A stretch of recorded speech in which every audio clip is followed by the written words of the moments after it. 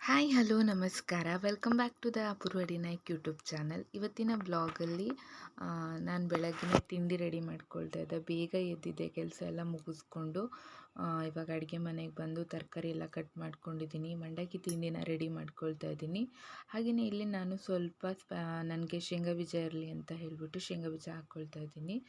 ಆಮೇಲೆ ಈರುಳ್ಳಿ, ಕಡಲೆಬೇಳೆ, ಉದ್ದಿನಬೇಳೆ ಎಲ್ಲ ಹಾಕ್ಕೊಂಡಿದ್ದೀನಿ. ಆಮೇಲೆ ಅತ್ತೆಗೆ ತಿಂಡಿ ಕೊಟ್ಟು ಬರೋಷ್ಟೊತ್ತಿಗೆ ಅಲ್ಲಿ ಕತ್ತೋಯ್ತು, ಏನೂ ಮಾಡೋಕ್ಕಾಗಲ್ಲ. ಸೊ ಈಗ ಕ್ಯಾರೆಟು ಮತ್ತು ಕ್ಯಾಪ್ಸಿಕಮ್ನ ಹಾಕ್ಕೊಂಡೆ. ಇಲ್ಲಿ ಅರಿಶಿನ, ಖಾರ ಪುಡಿ, ಗರಂ ಮಸಾಲ ಪೌಡರ್ನ ತೊಗೊಂಡಿದ್ದೀನಿ ನಾನು ಇಲ್ಲಿ. ಆಮೇಲೆ ಕ್ಯಾಚಪ್ ಅವ್ರದ್ದು ಚಾಟ್ ಮಸಾಲ ಪೌಡರ್ನ ಯೂಸ್ ಮಾಡ್ಕೊಂಡಿದ್ದೀನಿ ಅಂತ ಹೇಳ್ಬೋದು. ನಾನು ಮೋರ್ಗೆ ಹೋದಾಗ ತೊಗೊಬಂದಿದ್ದು, ಚಿಕ್ಕದು ಸಿಗುತ್ತೆ, ನಾನು ಚಿಕ್ಕದೇ ತೊಗೊಂಬಂದಿದ್ದೀನಿ. ಆಮೇಲೆ ಒಂದು ಅರ್ಧ ಕಡಿ ಲಿಂಬೆ ಹಣ್ಣನ್ನು ತೊಗೊಂಡಿದ್ದೀನಿ.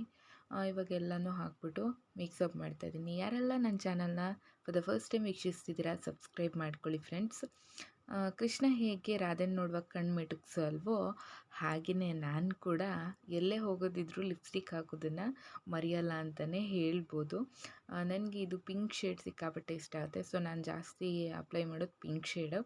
ಸೊ ನಾನು ಮತ್ತು ಬುಜ್ಜಿ ಕುಮಟಾ ಹೋಗಬೇಕಿತ್ತು, ಕೆಲಸ ಇತ್ತು, ಹಾಗಾಗಿ ಕುಮಟಾ ಹೊರಟಿದ್ದೀವಿ. ಇವಾಗ ನಾವು ಬೀಚ್ ರೋಡಲ್ಲಿದ್ದೀವಿ. ನಮ್ಮನೆ ಬೀಚ್ ಹತ್ರನೇ ಇರೋದ್ರಿಂದ ನಮಗೆ ಬೀಚ್ ರೋಡು ಇಂದನೇ ಹೋಗಬೇಕಾಗತ್ತೆ. ಸೊ ನಾವು ಇವಾಗ ಆಲ್ರೆಡಿ ಕುಮಟಾ ರೀಚ್ ಆಗಿದ್ದೀವಿ ಅಂತಲೇ ಹೇಳ್ಬೋದು. ಸಣ್ಣ ಪುಟ್ಟ ಕೆಲಸಗಳೆಲ್ಲ ಇದೆ, ಅದನ್ನೆಲ್ಲ ಮುಗಿಸ್ಕೋಬೇಕು. ವಾಪಸ್ ಬರ್ತಾ ನಾವು ಇಲ್ಲಿ ಒಂದು ಬಜಾರ್ ಹಾಕಿದ್ರು. ಸೊ ಆ ಬಜಾರಲ್ಲಿ ಹೋದ್ವಿ. ನನಗೆ ಪ್ಲಾಜೋ ಪ್ಯಾಂಟ್ ತೊಗೋಬೇಕಿತ್ತು.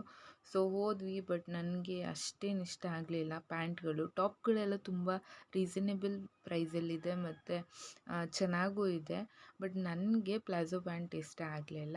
ಹಾಗೆಯೇ ಇಲ್ಲಿ ಸ್ಲಿಪ್ಪರ್ ಎಲ್ಲ ಇತ್ತು. ಸೊ ನೋಡಿದ್ವಿ. ನಾನು ಅಮೆಝಾನಿಂದ ಹೊಸದೊಂದು ಸ್ಲಿಪ್ಪರ್ ತೊಗೊಬಂದಿದ್ದೆ. ಸೊ ಹಾಗಾಗಿ ಸ್ಲಿಪ್ಪರ್ ಕೂಡ ತೊಗೊಳ್ಳಿಲ್ಲ, ಕ್ಲಿಪ್ಸ್ ಎಲ್ಲ ತೊಗೊಂಡಿದ್ದೆ. ಹಾಗೆ ಹಸು ಒಂದೇ, ಅದಕ್ಕೋಸ್ಕರ ಚಿಕನ್ ಸುಕ್ಕ ಚಪಾತಿ ಕೊಡಿಸಿದ್ರು.